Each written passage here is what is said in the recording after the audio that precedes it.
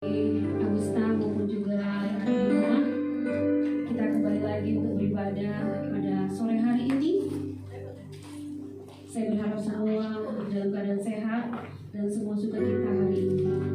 Puji nama Tuhan, mari kita siapkan hati dan pikiran kita untuk tertuju kepada Tuhan Yesus. Kita mau menyembah Dia, kita mau agungkan namanya, karena Dia adalah Tuhan satu-satunya yang selalu setia kepada kita semua. Kita harus bersyukur karena sepanjang minggu kemarin Tuhan telah memberkati kita. Kita mau mengagungkan namanya. Semua bisa berlalu, semua bisa hilang begitu saja. Kekayaan, kecantikan, kekuatan, apapun itu bisa sirna, bisa hilang. Semua bisa berlalu. Namun kasih setia Tuhan tidak pernah berlalu. Dia selalu ada dari Alfa dan Omega. Haleluya. Terima kasih Tuhan. Kami mengucap syukur kepadamu. Menaikkan pujian kami kepadamu Tuhan. Mari kita naikkan pujian ini. Kita katakan semua harta di dalam dunia yang dapat tergambar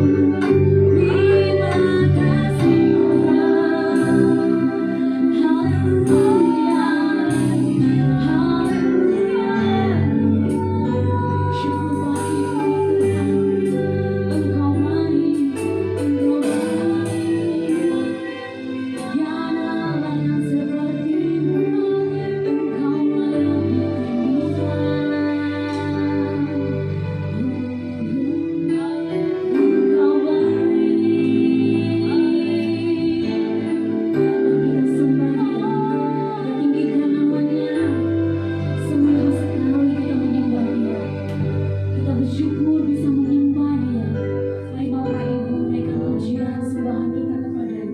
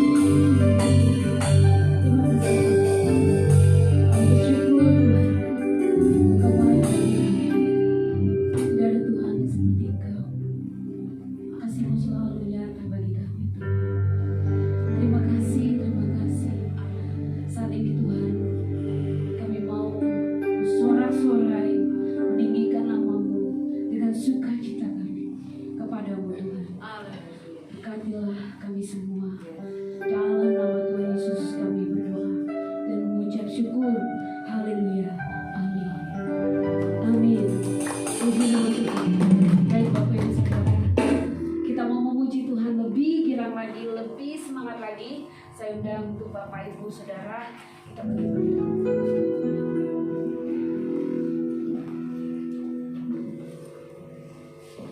Kita mulaikan pujian kita kepada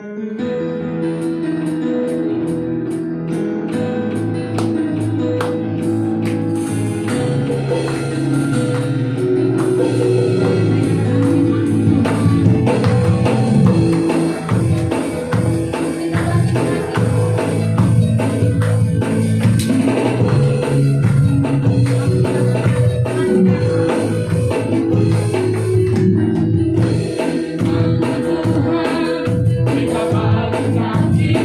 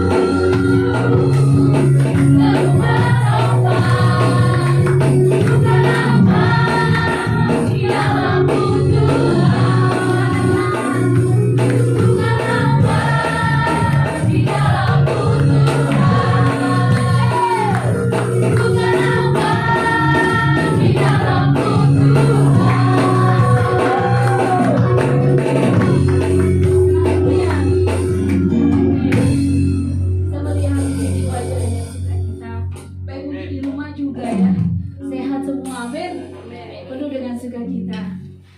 Kita masih mau memuji Tuhan. Kita mau katakan bahwa Tuhan kita adalah kekuatan dan mazmur bagi kita. Amin. Amin. Haleluya. Kita mau selalu bersyukur atas apa yang sudah Dia perbuat pada kita. Pandemi ini segera berlalu. Itu bukti kasih Tuhan kepada kita. Begitu besar kasihnya bagi kita. Kita gak berlarut-larut dengan penyakit atau virus, karena Tuhan mengasihi anak-anaknya. Amin. Karena Tuhan berjanji seperti di dalam firman-Nya. Haleluya. Kenaikan pujian ini katakan, Tuhanlah kekuatan dan mazmurku. Sampai kita berikan tepuk tangan kita kepada Tuhan Yesus. Haleluya.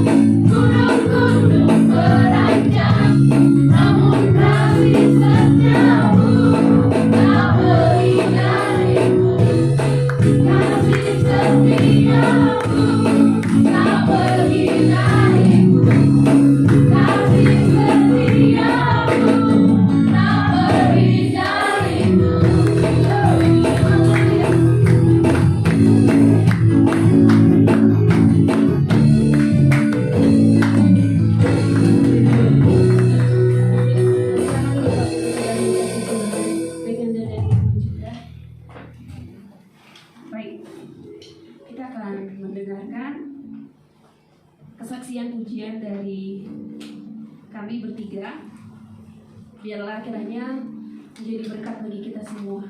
Amin. Jadi penguatan bagi kita semua. Amin. Haleluya.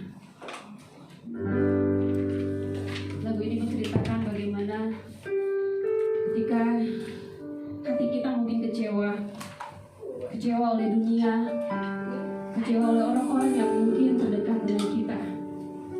Tapi tidak perlu kita berlarut-larut atau tidak perlu kita terlalu dalam kecewanya. Namun di sini masih ada kasih Tuhan yang akan memulihkan kita semua. Haleluya.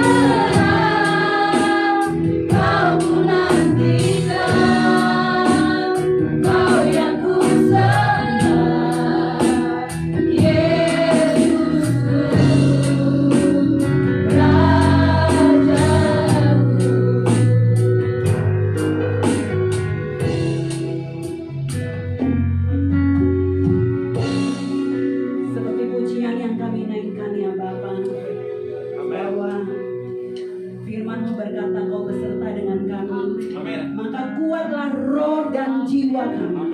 Bukan hanya roh jiwa kami, tetapi tubuh kami juga kuat karena ada Tuhan. Dan kami percaya firman-Mu firman yang berkuasa, firman-Mu firman yang menyembuhkan, firman-Mu firman yang mengubahkan hidup setiap kami ya Bapa. Dan biarlah sore hari ini setiap kami sungguh merindukan firman-Mu ya Tuhan. Biarlah sore hari ini kami mau duduk diam mendengarkan firman-Mu ya Tuhan. Dan kami siap mendengarkan firman-Mu pada sore hari. Di dalam nama Tuhan Yesus, kita semua yang siap mendengar firman Tuhan, mari kita katakan sama-sama. Amin. Silakan duduk Bapak Ibu Saudara yang dikasihi oleh Tuhan. Puji nama Tuhan. Saya bersyukur kita masih bisa beribadah lagi di tempat ini Bapak Ibu. Ya, puji nama Tuhan. Memang masih ada beberapa saudara-saudara kita yang masih belum bisa datang beribadah, mungkin karena kendala, karena anak-anak mereka juga masih kecil ya. Tetapi Bapak Ibu yang dikasihi oleh Tuhan, minggu ini bukan minggu ini aja, tetapi bulan ini adalah tema kita, yaitu tentang kuasa firman-Nya ya. Mungkin sedikit minggu kemarin hambanya sudah begitu dengan jelas menyampaikan banyak sekali ya, secara luas sekali sudah disampaikan oleh hambanya mengenai kuasa firman, bahwa firman itu memberikan hikmat, memberikan keselamatan, firman itu memerdekakan, firman itu juga seperti cermin, seperti pedang roh, bahkan dia sebagai penunjuk arah, dia juga pelita bagi jalan kita ya. Banyak sekali kemarin sudah disampaikan oleh hambanya. Dan hari ini saya akan menyampaikan firman Tuhan. Bapak Ibu yang dikasihi oleh Tuhan, saya tidak akan mengambil secara luas, tetapi saya spesifik yang saya ambil adalah bagaimana firman itu mengubah hidup kita ya. Karena kemarin itu luas sekali ya, banyak sekali ya, tetapi ketika saya merenungkan ini, sebenarnya kalau menurut saya, bagaimana kita orang-orang yang percaya kepada Tuhan, bagaimana orang akan melihat Yesus hidup di dalam hidup kita kalau kita sendiri tidak diubahkan oleh firman ya. Dan satu hal yang perlu kita ketahui, bahwa firman yang berkuasa itu bukan berarti kalau ada mujizat saja Bapak Ibu. Memang yes, mujizat Tuhan masih ada, karena firman Tuhan berkata mujizatnya dari dahulu, sekarang, sampai selama-lamanya mujizat Tuhan itu masih ada ya. Kita juga tidak anti di dalam mujizat. Tetapi firman yang berkuasa itu juga bisa mampu merubah hidup kita ya. Karena ketika kita beribadah kepada Tuhan, orang akan melihat bagaimana hidup kita ya. Bagaimana cara kita berperilaku, bagaimana cara kita bertingkah laku ya. Karena memang ini pun adalah kehendak Tuhan ya Bapak Ibu yang dikasihi oleh Tuhan. Kita bisa lihat sama-sama di dalam Roma 12 ayat 1 sampai yang kedua. Sepertinya tidak terlalu kelihatan. Mungkin lebih baik. Kelihatan tidak ya? Ya, masih kelihatan. Masih kelihatan. Kalau saya memang mata saya ini harus ganti kacamata. Baik, kita akan baca sama-sama Bapak Ibu. Kalau yang tidak kelihatan boleh lihat Alkitabnya sendiri. Kita akan lihat sama-sama Roma 12 ayat 1. Kita baca sama-sama 2, 3 ya.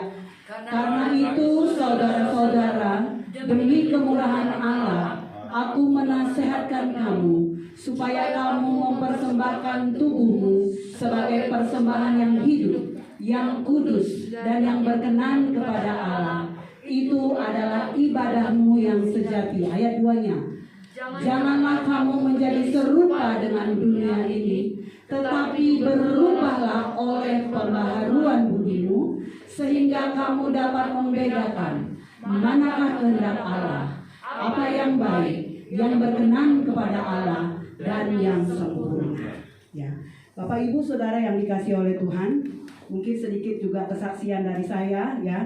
Minggu kemarin adalah minggu pertama, dan Bapak Ibu seperti Bapak Ibu lihat minggu kemarin bahwa Pak Titus datang ke gereja menggunakan tongkat ya. Karena memang ada sedikit masalah dengan kakinya. Pas hari Sabtu dia tidak bisa berjalan sama sekali. Saya juga sempat sampai bilang sama dia, gini gimana Pak, apakah hari Minggu kita tetap ada ibadah atau kita undang pembicara lain gitu, karena memang kan Bapak Ibu alat-alat ini semua juga harus disusun ya. Saya kalau yang bisa saya kerjakan saya pasti lakukan, tetapi saya tidak mengerti semuanya ini alat-alat gitu. Saya sampai bilang ke tim PW, tolong datang lebih awal karena Pak Titus ada sedikit masalah di kakinya, karena kalau nggak ada masalah sih is okay gitu ya, kita bisa kerjakan gitu ya. Dan sepertinya waktu itu saya seperti agak sedikit gimana ya Tuhan, ini kan besok udah hari Minggu, sedangkan dia tidak bisa berjalan sama sekali. Sampai kemarin dia sempat bilang bahwa dia harus buang air kecil, itu dia sampai minta sama saya ambilin itu untuk buang air kecil di kamar gitu ya. Ada sedikit trauma karena dulu pernah sempat waktu si Pani belum lahir dulu, yang mungkin Bapak Ibu yang lama di sini pernah mengalami sakit yang sama, tetapi salah urut ya. Jadi dibawa ke tukang urut, dia mengalami kakinya ada sedikit masalah, dibawa ke tukang urut, bukannya malah bener, malah tambah bengkak. Nah ganti lagi tukang urutnya kasih obat. Nah ketika kasih makan obat, tiba-tiba pada saat itu bangun pagi matanya saya lihat kuning. Matanya kuning, kakinya bengkak. Dan dia sudah tidak bisa berjalan lagi, memang dia semua sudah di tempat tidur gitu ya. Jadi waktu dia mengalami hal tersebut juga ya, saya sempat berpikir ini gimana nih. Saya sampai bilang sama dia, Pak kalau demam, kalau sakit kita enak bawa ke dokter, ini mau dibawa kemana? Mau dibawa ke tukang urut? Saya masih ada trauma, dia juga trauma.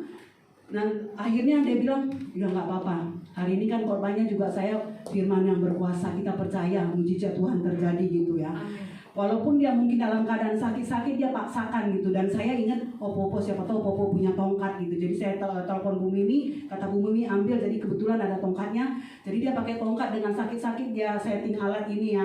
Tapi sambil terus memuji nama Tuhan Bapak Ibu. Dan puji Tuhan, setelah ibadah Pak Jepri juga bercerita bahwa dia juga pernah mengalami hal yang sama gitu ya.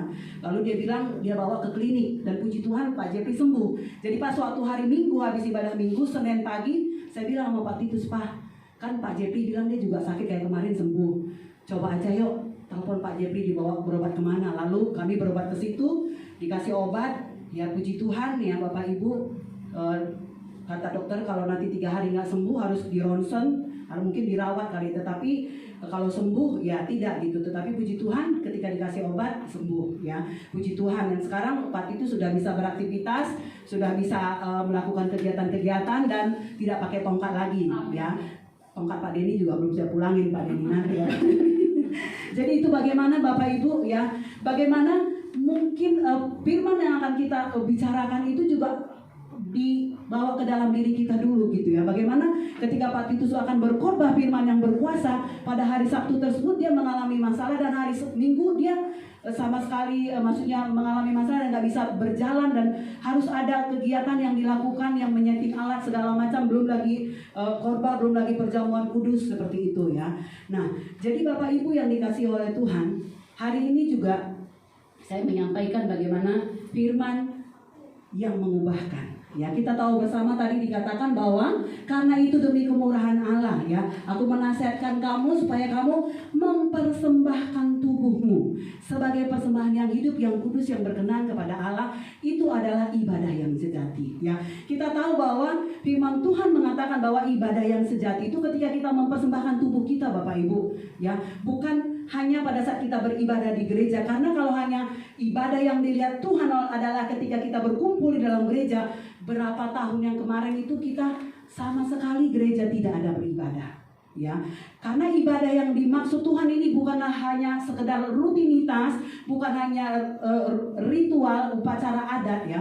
Kalau ibadah yang berkenan itu adalah tata ibadah yang rapi, yang baik, kita kalah sama bangsa Yahudi. Mereka adalah orang-orang yang sangat memegang ajaran adat istiadat mereka. Mereka seorang yang sangat tekun. Mereka yang seseorang yang sangat memperhatikan tata ibadah adat istiadat mereka gitu. Nah, tetapi ibadah yang Tuhan mau adalah bagaimana kita mempersembahkan tubuh kita sebagai persembahan yang hidup, yang kudus, dan yang berkenan kepada Allah. Itu adalah ibadah kita yang sejati. Nah, yang kedua Bapak Ibu dikatakan bahwa berubahlah oleh pembaharuan budi. Ya, coba next. Ya. Tujuan kita beribadah satu itu sudah pasti memuliakan Tuhan, ya.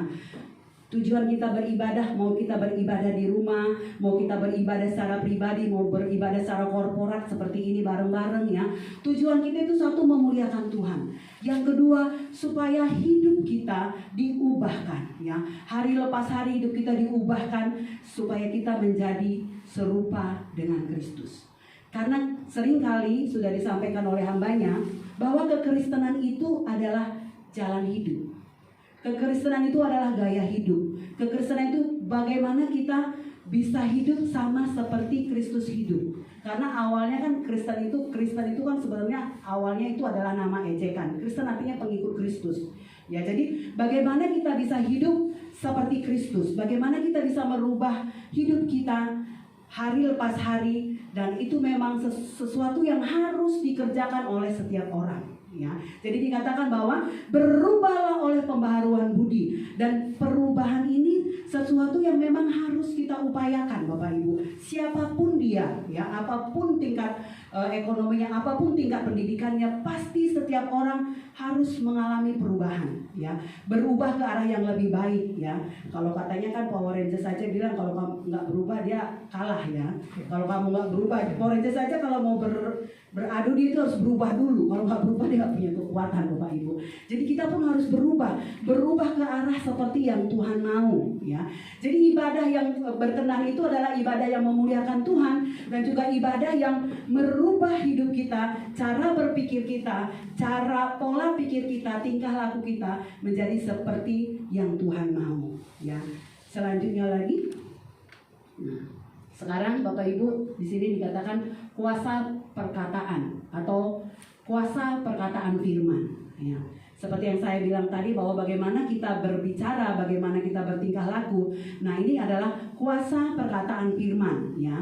Di dalam Roma 10 ayat yang ke-8. Coba next lagi, ada nggak sih ayatnya saya bikin? Ya, ada ayatnya. Roma 10 ayat yang ke-8 dikatakan, firman itu dekat padamu, yaitu dalam mulutmu dan dalam hatimu. Firman itu dekat pada kita, yaitu di dalam mulut kita dan di dalam hati kita. Maksudnya apa, Bapak Ibu yang dikasihi oleh Tuhan? Bahwa ketika firman itu dikatakan dekat di dalam mulutmu, di dalam mulut artinya dengan kita membaca firman, dengan kita memperkatakan firman Tuhan, ya.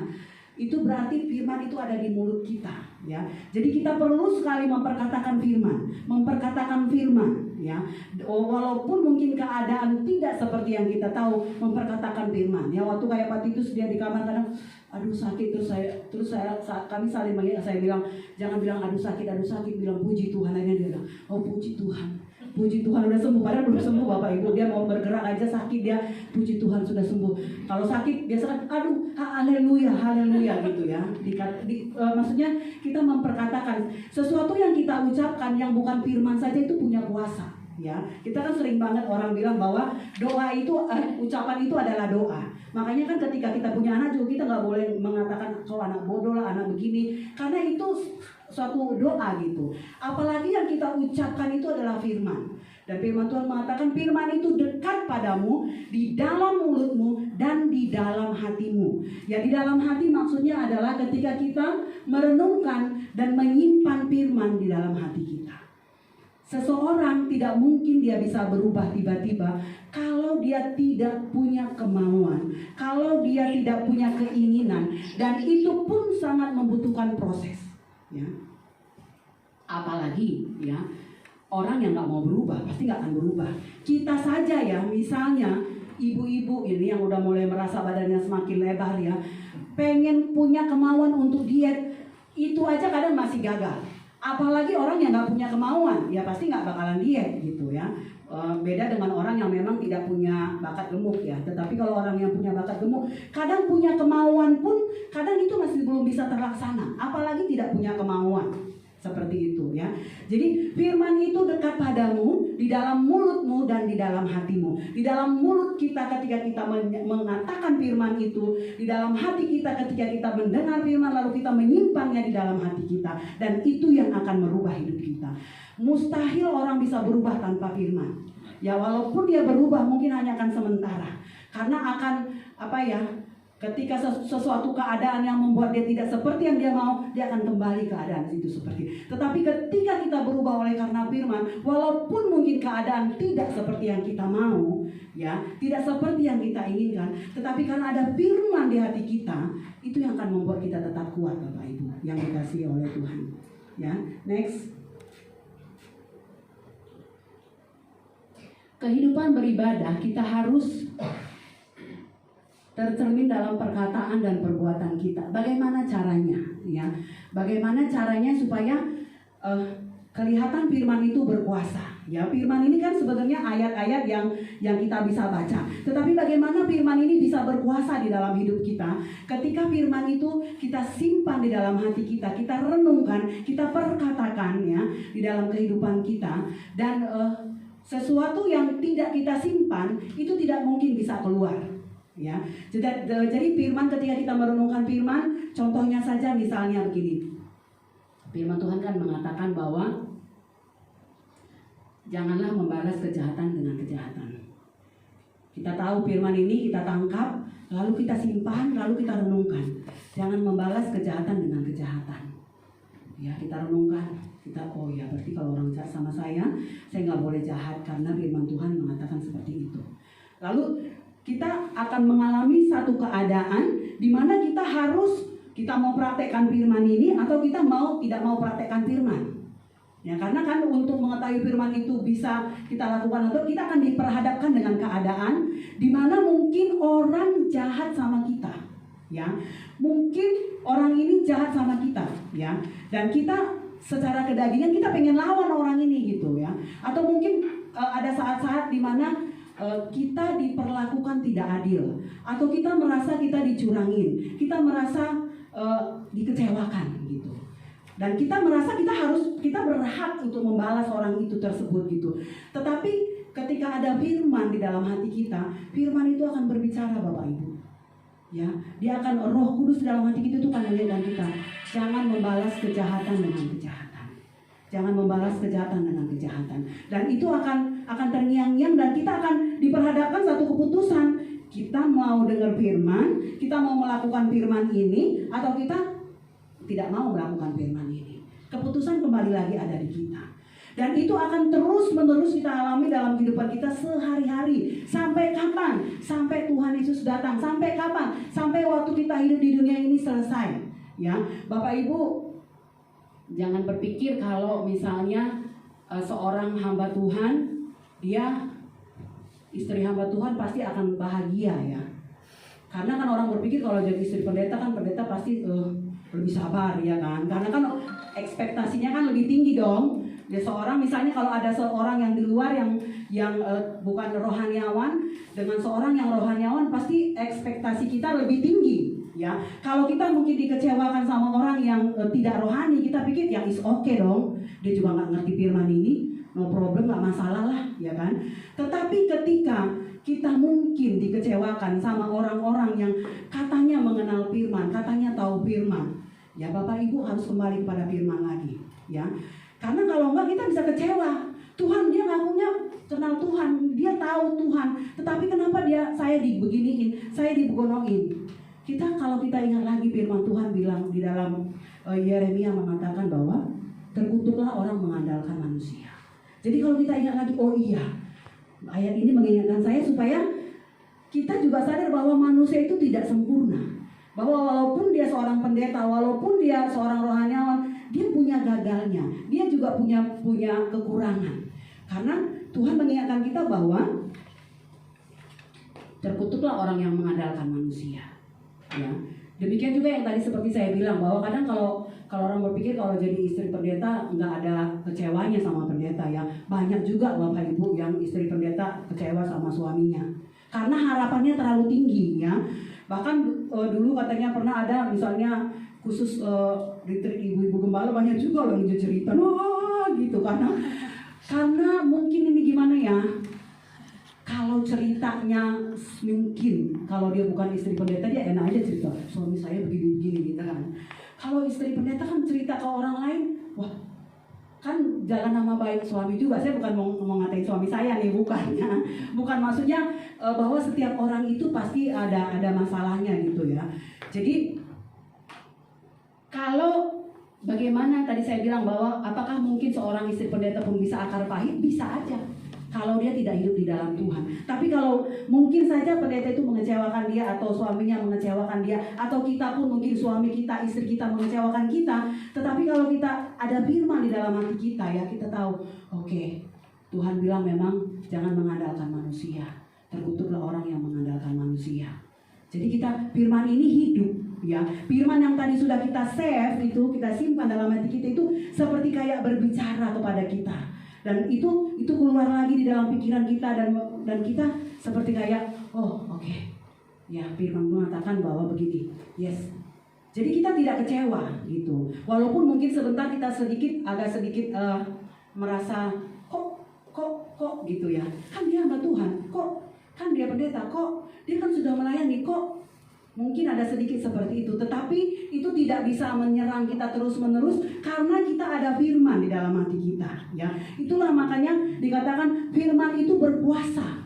Berkuasa dalam hal apa? Dalam mengcover kita supaya kita tidak diserang oleh roh jahat ya. Kalau nggak, kita akan diserang oleh roh jahat tuh kan, benar. Makanya tuh saya bilang, orang yang melayani itu juga semua pura-pura.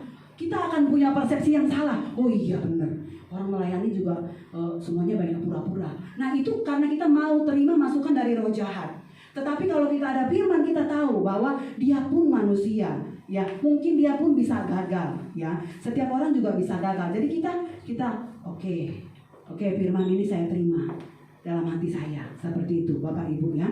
Jadi kehidupan beribadah kita itu tercermin dalam perkataan, perbuatan. Bagaimana caranya? Dengan menyimpan janji Tuhan dalam hati kita. Di dalam Mazmur 119 ayat 11 dikatakan begini Bapak Ibu. Dalam hatiku aku menyimpan janjimu, supaya aku tidak berdosa terhadap engkau. Kalau dari ayat ini kan ayat positifnya nih. Kalau kita ambil kata negatifnya, berarti kalau kita tidak menyimpan janji Tuhan dalam hati kita, berarti kita berdosa dong. Ya kan? Dikatakan bahwa dalam hatiku aku menyimpan janjimu, supaya aku tidak berdosa terhadap engkau. Ya. Kenapa firman ini mengatakan dalam hatiku aku menyimpan janjimu supaya aku tidak berdosa? Karena janji Tuhan itulah yang akan menguatkan kita. Ya, ketika kita lemah, firman Tuhan mengatakan ya bahwa dia tidak akan meninggalkan kita, dia tidak akan membiarkan kita walaupun dalam keadaan apapun. Bahkan firman Tuhan mengatakan, walaupun ayahmu dan ibumu meninggalkan engkau, aku tidak akan meninggalkan engkau. Ya, Tuhan Yesus, firman Tuhan juga mengatakan bahwa dia adalah Allah yang Immanuel, Allah yang selalu beserta dengan kita. Nah, janji-janji ini yang terus harus kita taruh di dalam hati kita. Ya, jadi pada saat kita mungkin kecewa sama orang tua kita, ya, kita ingat firman Tuhan. Oh iya, firman Tuhan mengatakan bahwa walaupun ayahmu dan ibumu meninggalkanmu, aku tidak akan mengecewakanmu. Ya, ada firman seperti itu. Nah, firman ini mengcover kita, firman itu melindungi kita dari serangan-serangan roh jahat. Nah, bagaimana ini firman bisa ada di dalam hati kita kalau kita tidak merenungkan firman?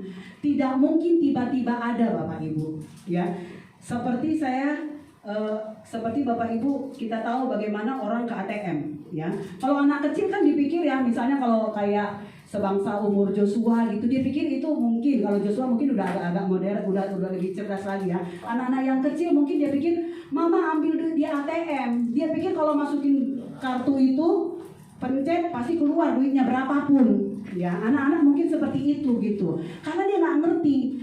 Tetapi kita tahu kalau itu duit di dalam ATM bisa keluar angka yang kita inginkan karena kita punya tabungan, karena kita pernah menyimpan duit di dalam. Mungkin kita ke store tunai kah, mungkin gaji kita yang sudah ditransfer kah, ya, atau mungkin ada yang kasih berkat kah, ya. Tetapi harus ada dulu simpanannya di dalam, baru itu duit kita tarik bisa keluar. Sama juga demikian firman Tuhan, ya. Firman Tuhan kalau itu tidak ada di dalam hati kita, itu juga bagaimana bisa melindungi kita? Kita nggak tahu gitu. Kita nggak tahu firman Tuhan itu. Makanya perlu sekali firman itu kita renungkan dan kita maksudnya kita bawa ke dalam diri kita ya. Oh iya, kita mengerti gitu firman itu. Nah, sehingga ketika ada sesuatu yang menyerang kita, firman itu akan melawan ya. Yang melawan itu firman. Bagaimana kita tahu bersama ketika Yesus dicobain ya. Ketika Yesus dicobain sama iblis, Yesus tidak menggunakan kekuatannya, tetapi dia menggunakan ada tertulis. Tuhan Yesus sendiri aja tidak langsung, hei ini kau, gitu ditiup itu iblis langsung suruh pergi dengan dia bisa melakukan itu, tetapi dia tidak melakukan itu. Dia mengatakan ada tertulis, firman Tuhan, ada tertulis, ya. Jadi Bapak Ibu yang dikasihi oleh Tuhan, supaya kita tidak berdosa terhadap Tuhan, supaya kita bisa hidup kita diubahkan, itu kita merenungkan firman Tuhan. Saya tidak akan luas-luas, saya fokusnya hari ini di sini saja Bapak Ibu. Bagaimana kita hidup untuk Tuhan, kita hidup beribadah kepada Tuhan, kita hidup memuliakan Tuhan, dan kita juga di dalam keseharian kita mau merenungkan firman itu yang merubah hati kita, merubah pikiran kita. Karena firman Tuhan mengatakan di dalam Roma 12 ayat 2, berubahlah oleh pembaharuan budi. Kita tidak bisa berubah kalau pembaharuan budi kita ini belum dirubah. Dan pembaharuan budi kita ini harus kita isi dengan firman. Kemarin hambanya juga sudah mengatakan bahwa kita tidak boleh punya kebenaran sendiri. Anak-anak zaman sekarang, anak-anak zaman now ini, mereka itu punya kebenaran-kebenaran sendiri, ya, yang harus memang terus kita harus perhatikan gitu. Misalnya kebenaran sendiri begini, dia merasa dia sudah benar dan dia itu pegang kebenaran itu bagi dia. Yang penting saya tidak nyakitin orang, saya tidak beribadah juga nggak apa-apa, yang penting saya tidak nyakitin orang.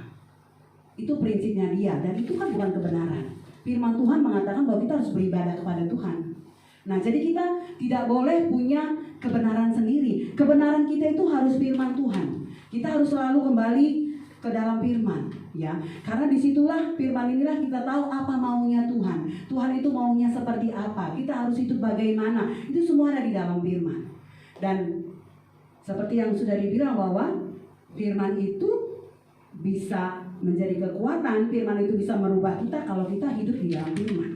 Kalau kita merenungkan firman Tuhan, kalau kita memberi waktu untuk firman, ya. Misalnya saja nih, ini contoh yang supaya lebih gampang dimengerti.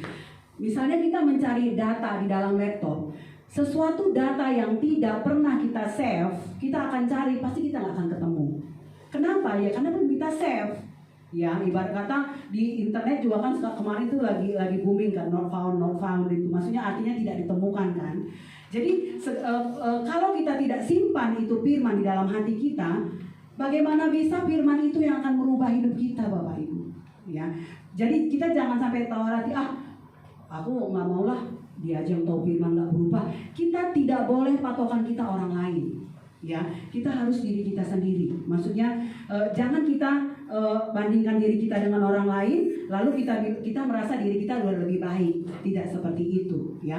Jadi bagaimana firman itu bisa mengubah hidup kita? Kita harus memperkatakan firman itu. Kita harus menyimpan firman itu di dalam hati kita. Lalu ketika suatu saat keadaan mungkin membuat kita harus melakukan firman itu, keputusannya di situ kita harus ambil. Saya melakukan firman ini, apa saya tidak melakukan firman ini? Ya. Saya percaya ya di dalam kehidupan sehari-hari juga pasti seperti itu Bapak Ibu ya. Mungkin antara suami istri pasti ada gesekan ya.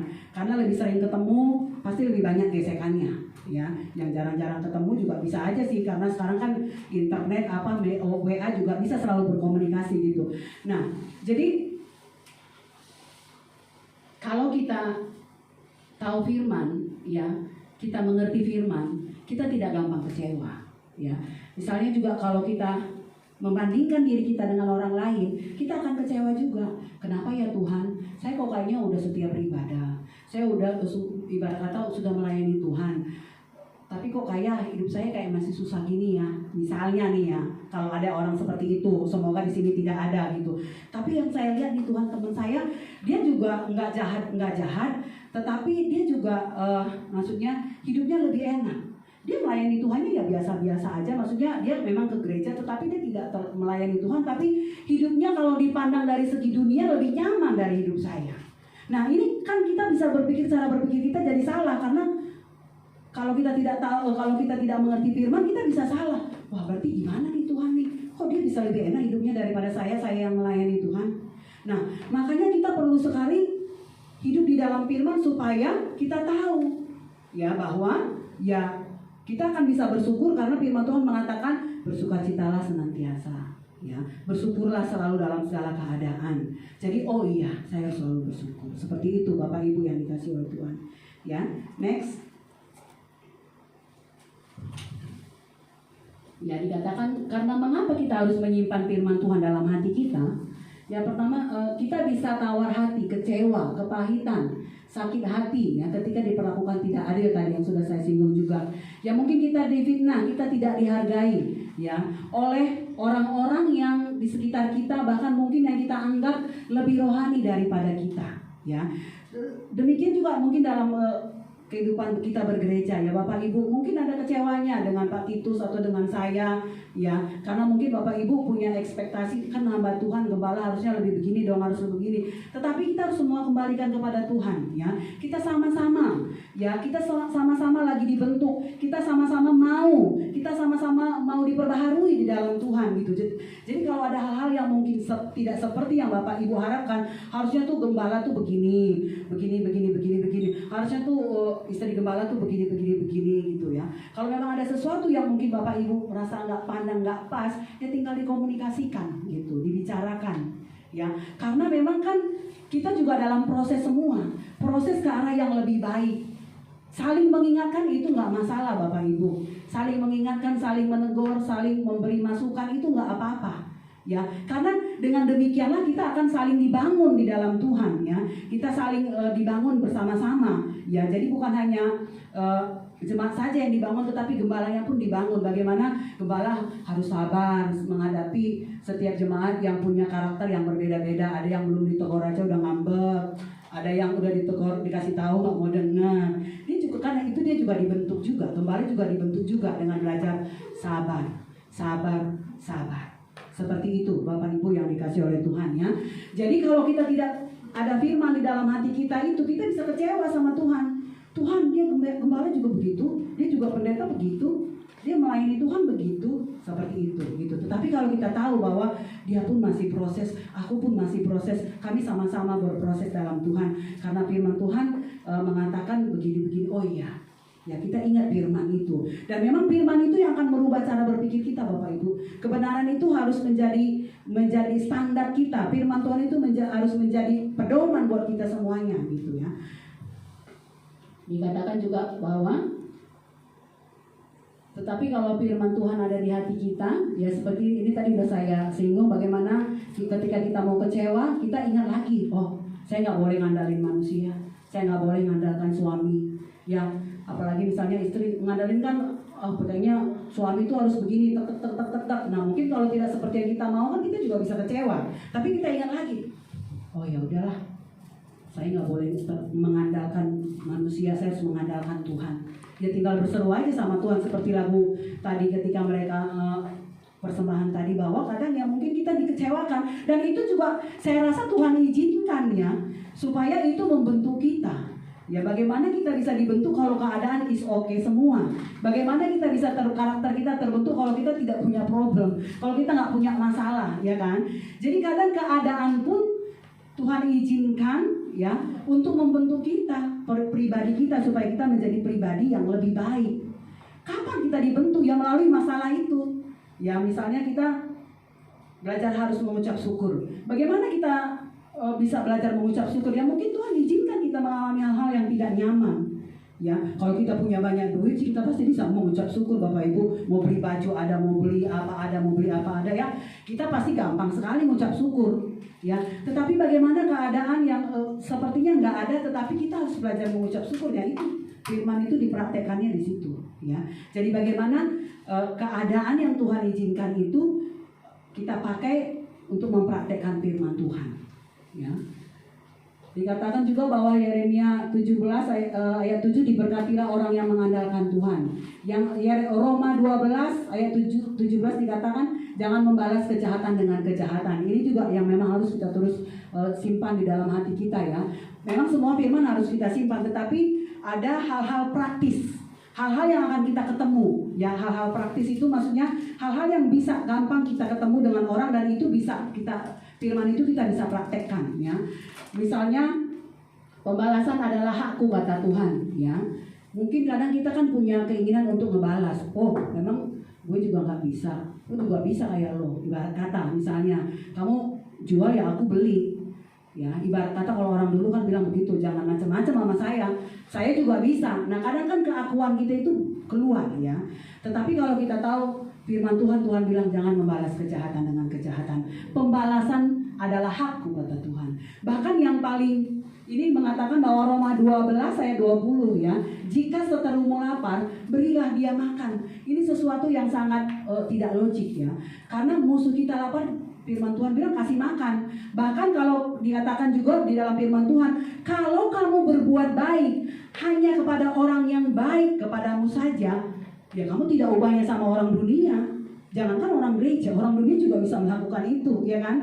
Kalau kita berbuat baik kepada orang yang baik, ya is okay, itu memang dunia juga lakukan itu.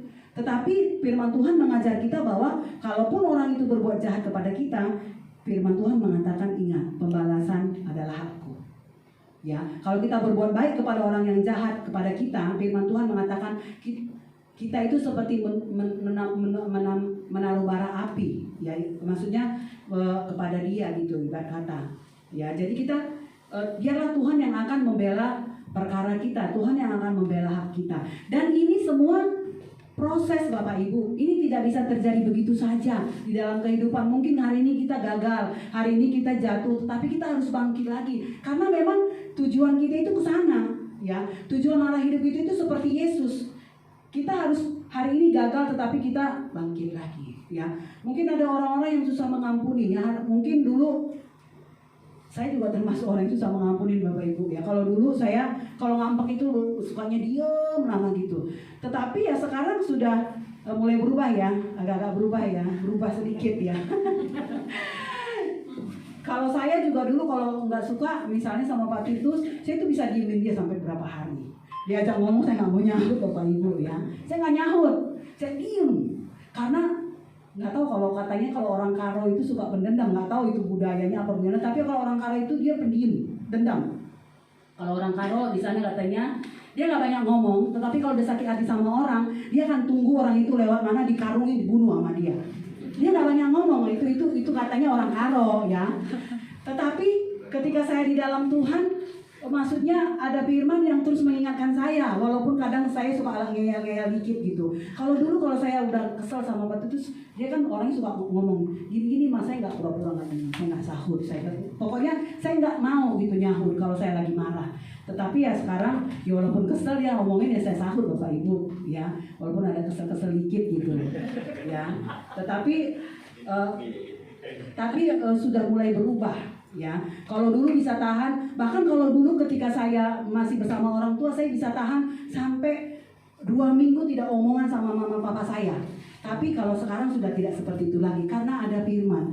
Seperti ada yang berbicara di hati saya, kamu nggak boleh seperti itu. Ya, ada yang mengajari saya di dalam hati saya, kamu itu tidak mencerminkan hal yang baik. Firman mengajarkan begini.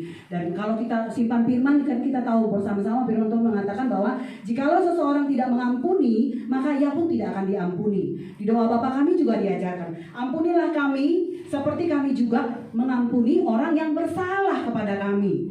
Jadi kalau kita tidak mengampuni, maka kita pun tidak akan diampuni. Jadi kalau firman ini ada di dalam hati kita, kita belajar mengampuni by proses, ya. Nggak mungkin bisa langsung, oke, aku ampuni kamu, ya.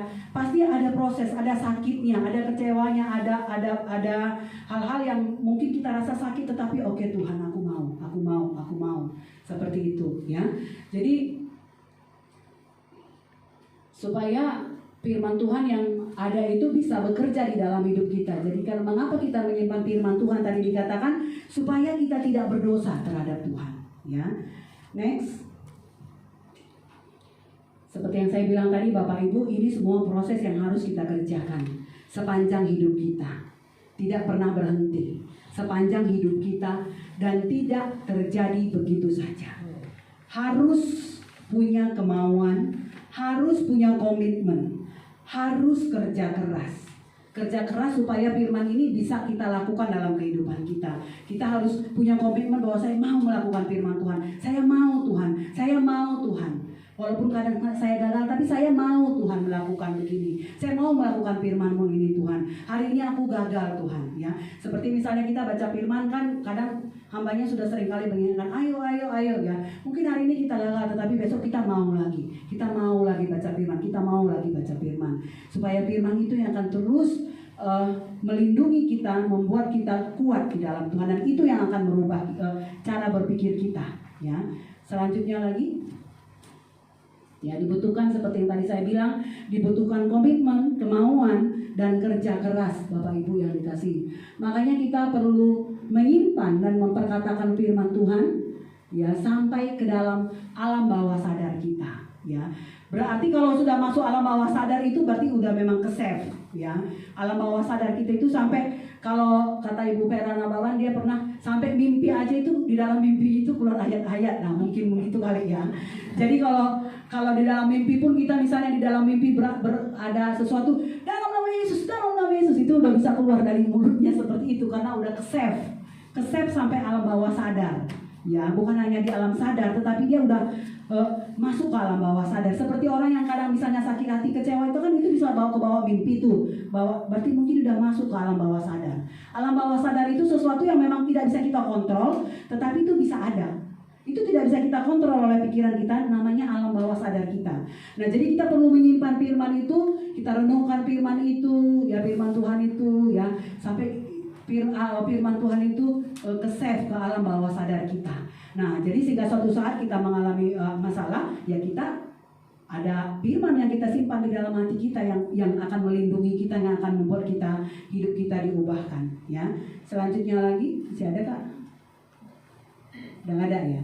Baik, Bapak Ibu yang dikasih oleh Tuhan, ya seperti yang saya sampaikan tadi bahwa firman ini memang sangat banyak sekali manfaatnya ya. Tetapi saya fokus di situ bahwa firman yang mengubahkan. Mari kita semua berubah ke arah seperti yang Tuhan mau. Mari kita semua menyerahkan hidup kita buat Tuhan. Kita mau melayani Tuhan apapun karunia dan talenta kita. Tetapi sambil kita membenahi diri kita, membenahi karakter kita, membenahi hal-hal yang masih perlu kita rubah di dalam Tuhan, supaya kita menjadi serupa dan segambar dengan Tuhan. Karena itulah kehendak Tuhan, menjadi seperti Yesus. Amin. Puji nama Tuhan. Bapak Ibu, saya mengundang pemain musik ke depan. Kita naikkan pujian kita, bagaikan bejana siap dibentuk.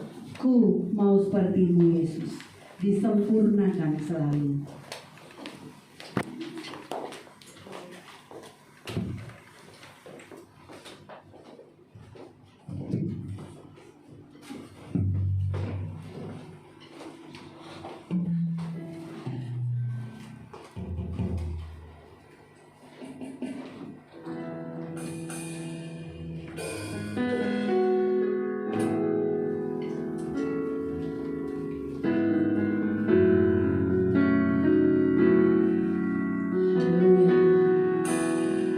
Biarlah kami semua bagai bencana di tangan-Mu.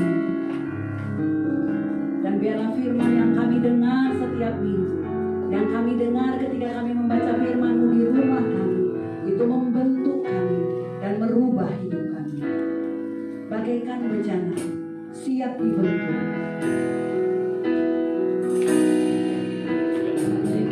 Bagaikan bencana, siap dibentuk. Demikian hidupku di tangan-Mu, di tangan-Mu. Berkata selalu kuasa-Mu dibaharui, ku dibaharui.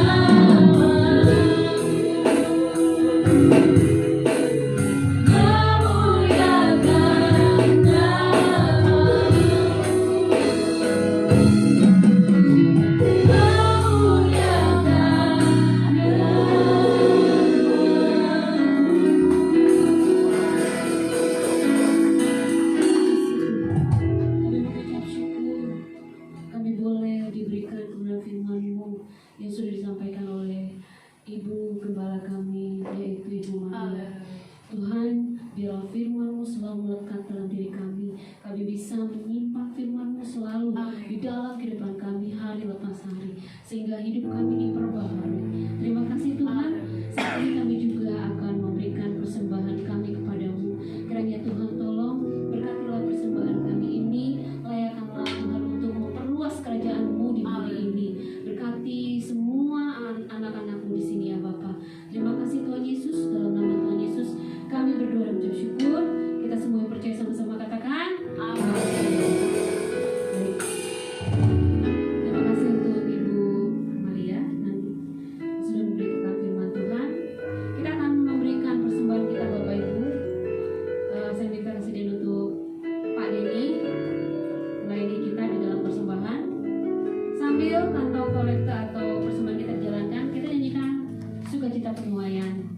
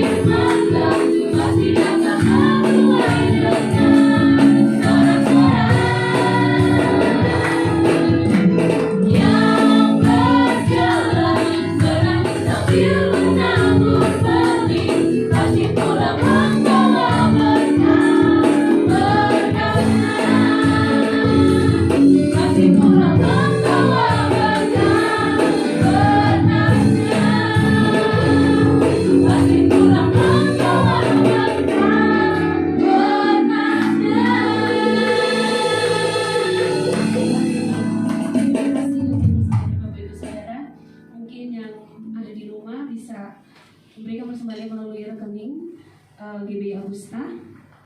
Baik, kita akan mengakhiri ibadah kita pada sore atau malam hari ini. Saya undang Bapak Ibu sekalian untuk kita bangkit berdiri bersama-sama terlebih dahulu menaikkan doa kita kepada Tuhan. Doa syafaat. Kita mau bersyukur, kita mau mendoakan bangsa kita, mendoakan semua jemaat Tuhan, mendoakan semua pelayan Tuhan juga. Nomor satu di dalam doa. Terima kasih Tuhan. Kami mengucap syukur untuk malam hari ini kami boleh diberikan kesempatan bersama-sama menaikkan doa-doa kami kepadamu. Kami bersyukur Tuhan, Engkau yang begitu sangat baik. Telingamu tidak kurang tajam untuk mendengar setiap seruan dan doa-doa kami Tuhan. Saat ini kami mau berdoa Tuhan Yesus untuk bangsa negara kami Indonesia yang kami cintai ini. Kami berdoa kepadamu Tuhan, tolong Engkau yang jamah bangsa negara kami ini. Pulihkan bangsa negara kami ini ya Bapa, menjadi bangsa yang Tuhan inginkan, menjadi bangsa yang selalu Tuhan berkati dan Tuhan lawat ya Bapa. Tolong Tuhan, berikanlah untuk para pemerintah kami, baik untuk Bapak Presiden Jokowi. Tuhan, Kau rapi dia, berikan dia otoritas-Mu Tuhan untuk memimpin bangsa ini lebih baik lagi ke arah yang baik dan maju Tuhan. Kami berdoa Tuhan, biarlah semua para pemerintah mereka juga melakukan tugas mereka dengan penuh tanggung jawab, terlebih lagi takut akan Tuhan, sehingga masyarakat Indonesia tidak ada yang terbengkalai Tuhan.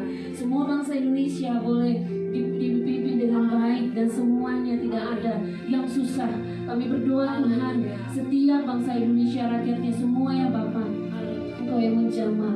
Bahkan saat ini sedang adanya masyarakat Indonesia untuk semua divaksinasi. Kami berdoa Tuhan Yesus, yang belum atau mereka yang mungkin ada takut Tuhan akan vaksinasi ini, biarlah Tuhan Yesus tolong. Kiranya Engkau yang memberikan, kalau memang mereka harus divaksin, biarlah Tuhan atas sesuai dengan jalan-Mu. Kami berdoa Tuhan supaya bangsa Indonesia ini Tuhan lepas dari COVID-19, supaya bangsa ini kembali seperti semula, beraktivitas seperti semula sedia kala. Bagaimana yang sekolah bisa tatap muka, yang kerja juga bisa kembali kerja dengan leluasa, bahkan yang pergi kemana-mana pun juga bisa leluasa. Kami berdoa Tuhan, dan kami bersyukur Tuhan kalau di Indonesia ini sudah mulai menurun akan jumlah dari penderita COVID-19. Terima kasih Tuhan. Kami yakin bahwa Engkau tidak akan meninggalkan bangsa kami. Engkau akan selalu menepati janji-Mu ketika setiap anak-anak-Mu berseru kepadamu Tuhan, memohon pertolongan-Mu, memohon untuk Kau mengubah bangsa negara ini ya Bapa, sehingga perekonomiannya juga kembali lebih baik lagi Tuhan. Karena banyak sekali anak-anak-Mu yang saat ini Tuhan mengalami perekonomian yang kurang, tapi kami yakin Tuhan Engkau akan memulihkan akan perekonomian baik bangsa negara kami, masyarakatnya, bahkan anak-anak Tuhan. Tuhan Yesus akan membangkitkan dan memajukan perekonomian akan anak-anak Tuhan. Terima kasih Tuhan. Berkati semua masyarakat Indonesia ini Tuhan, biar semakin hari semakin Tuhan, kiranya mereka selalu menjadi orang-orang yang terus memuliakan nama Tuhan, dan mereka melakukan hal-hal yang baik dan benar di mata Tuhan. Kami juga berdoa Tuhan Yesus, kiranya Kau memberkati untuk gereja-gereja dimanapun Tuhan. Kau berikan supaya gereja-gereja dimanapun Tuhan bisa kembali tatap muka, mereka bisa kembali lagi melayani Engkau, mereka bisa lagi Tuhan gereja menjadi berkat bagi banyak orang, sehingga nama Tuhan dipermuliakan dan banyak jiwa-jiwa dimenangkan Tuhan. Biarlah kiranya Kau tolong setiap gereja-gereja yang ada Tuhan, baik di Indonesia ini, di pelosok-pelosok desa Tuhan. Kami berdoa khususnya juga di pelosok desa ya Bapa. Mungkin mereka yang kekurangan Tuhan, kekurangan mungkin di dalam hal perekonomian, atau mungkin bisa dikatakan mereka tidak memiliki tempat untuk beribadah. Kami berdoa saat ini Tuhan, biarlah nama-Mu ditinggikan, dan biarlah kiranya memberikan tempat buat mereka beribadah Tuhan, dimanapun juga. Terima kasih Tuhan, berkati para hamba-hamba Tuhan dimanapun mereka berada. Kau berikan mereka biarlah hidup seturut kebenaran firman-Mu, sehingga mereka menjadi berkat bagi banyak orang Tuhan, sehingga nama Tuhan dipermuliakan, bahkan banyak jiwa-jiwa dimenangkan. Terima kasih Tuhan. Kami juga berdoa untuk GBI Agusta ini Tuhan. Kami berdoa Tuhan, biarlah GBI Agusta ini terus Kau pakai Tuhan, menjadi alat kemuliaan-Mu, meninggikan nama-Mu ya Bapa. Kami berdoa Tuhan supaya GBI Agusta ini Tuhan Engkau berkati, Engkau terus urapi. Kami yakin dan percaya bahwa Tuhan tidak tinggal diam, bahwa Tuhan akan menempatkan GBI Agusta ini di tempat yang memang akan ada, dan itu menetap. Kami yakin Tuhan, kami percaya janji-Mu Tuhan, Engkau tidak akan meninggalkan GBI Agusta. GBI Agusta ini akan terus maju, terus berkembang. Nama Tuhan dipermuliakan, nama Tuhan diagungkan, dan semua pelayan-pelayan Tuhan, jemaat Tuhan juga dimajukan, diberkati dengan luar biasa. Kami berdoa Tuhan khusus juga untuk Bapak Gembala Sidang kami, yaitu Bapak Titus Sitompul. Tuhan jamah dia, terus pakai dia Tuhan, memberitakan kebenaran firman-Mu, supaya Bapak Titus ini Tuhan terus memimpin akan gereja GBI Agusta ini lebih baik lagi Tuhan, dan nama-Mu dipermuliakan. Begitu juga Kau berkati, terus beri kesehatan baik untuk Ibu Gembala dan juga untuk anak-anaknya Fani dan juga Yoel. Tuhan berkati keluarga ini menjadi keluarga yang selalu mencerminkan hadirat Tuhan, sehingga menjadi berkat bagi jemaat-jemaat Tuhan, bahkan bagi orang-orang di sekitarnya Tuhan, dan nama Tuhan dipermuliakan. Terima kasih Tuhan, kami mengucap syukur. Kami berdoa juga saat ini untuk jemaat-jemaat Tuhan di GBI Agusta, baik yang ada di rumah maupun yang ada di GBI Agusta ini Tuhan. Kau berkati, Kau beri kesehatan, Kau beri kekuatan, Kau beri penghiburan, Kau beri juga Tuhan. Kau tolong dia Bapa, supaya yang mungkin saat saat ini membutuhkan pekerjaan, Tuhan berikan pekerjaan bagi mereka. Yang saat ini mereka sedang susah, Tuhan berikan juga penghiburan, kekuatan yang darimu Tuhan. Dan juga mereka yang saat ini mungkin sedang sakit, Tuhan tolong sembuhkan dengan kuasa darah-Mu Tuhan. Kami percaya Tuhan Yesus bahwa firman-Mu, janji-Mu itu berkuasa bagi kami semua. Terima kasih Tuhan. Berkati para jemaat Tuhan, berkati para pelayan-Mu saat ini yang sudah melayani Engkau juga. Kau yang memimpin, Kau yang urapi, Kau yang selalu memberikan supaya talenta yang dimiliki oleh para pelayan pada saat ini terus Kau kembangkan ya Bapa. Terus Engkau beri urapan yang darimu. Terima kasih Tuhan. Kami mengucap syukur untuk sore hari ini atau malam hari ini Tuhan. Kami boleh beribadah kepadamu dan nama-Mu kami tinggikan. Biarlah Kau layakkan kami Tuhan dalam ibadah ini untuk meninggikan nama-Mu. Terima kasih Tuhan. Kami mengucap syukur kepadamu. Haleluya. Haleluya.